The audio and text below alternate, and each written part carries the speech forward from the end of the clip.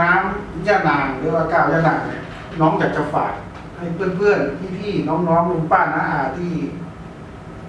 สุขภาพไม่ดีลองฝากให้พี่ๆนะครับฝากลุงป้าน้าอาว่ายังไง พี่ๆน้องๆที่เป็นโรคต่างๆไม่สามารถ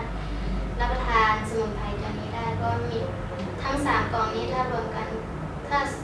แค่2กล่องนี้รวมกันก็มี27ชนิดเลย อ๋อเหรอโอ้เก่งเริ่มศึกษาเก่งมากเก่งมากเก่งมาก ก็ขอให้ชวนมากินรักษาสุขภาพ ขนาดนู้นเป็นโรคตอนนู้นยังดีขึ้นเลยใช่ไหมดีเลยทางคุณแม่ว่าไงครับคุณแม่เพื่อนอย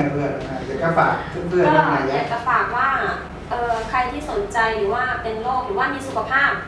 ปัญหาสุขภาพ ก็ให้ลองซื้อไปทานดูค่ะ หรือว่ายังไงก็ติดต่อบริษัทสยามแอปโรก็ได้ค่ะ เป็นตัวแทน ค่ะเป็นตัวแทนค่ะ คุณแม่มีอะไรฝากไหมจ๊ะ ก็จะฝากคือสมุนไพรก้าวยานางของเราเนี่ยสมุนไพรทั้งหมดใน3กล่องนี้มันจะไม่ซ้ำกันเลย ถ้าคุณทานสมุนไพร3อย่างเนี้ยคุณได้สมุนไพรทั้งหมด27อย่างซึ่งในอาหารมื้อนึงเนี่ยคุณไม่สามารถทำได้แน่นอนถ้าเมื่อทานแล้วสุขภาพดีขึ้นลองซื้อหาไปทานราคาสำหรับชาวบ้านเราเนี่ยสามารถซื้อหารับประทานได้ไม่แพงนะคะ ถ้าสนใจยังไงก็เชิญสอบถามตัวแทนใกล้ๆบ้านที่ท่านรู้จัก ครับถ้าใครมีโซเชียลเน็ตเวิร์กก็เข้าไปดู YouTube ก็ เข้า ได้ ไปที่ Facebook ก็ได้ค่ะ เป็นตัวมีแฟนมีเพจได้ไหม ค่ะมี มี Facebook เพจเลยมีเพจเลย ค่ะ วันนี้เห็นประธานบอกว่าอยากจะ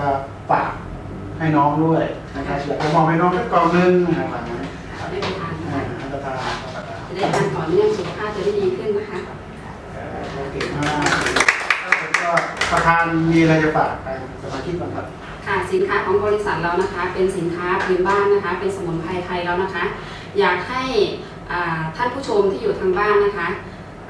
ซื้อหาไปรับประทานได้นะคะ คือสินค้าของเรานี่จะราคาย่อมเยานะคะ สามารถเข้าสู่รากหญ้าได้นะคะ ทุกคนทานได้ค่ะแล้วสุขภาพจะดีขึ้นแน่นอนค่ะ ก็วันนี้ต้องขอบคุณท่านผู้ชมทุกท่านนะครับครั้งต่อไปเราจะได้ไปถ่ายทำและสัมภาษณ์น้องอีกทีนึงว่า ถ้าเขาสุขภาพดีขึ้นอ้วนขึ้นนะฮะเรียนหนังสือได้ดีขึ้นแล้วก็ใช้ชีวิตเป็นปกตินะครับ ก็จะไปสัมภาษณ์มาให้ผู้ชม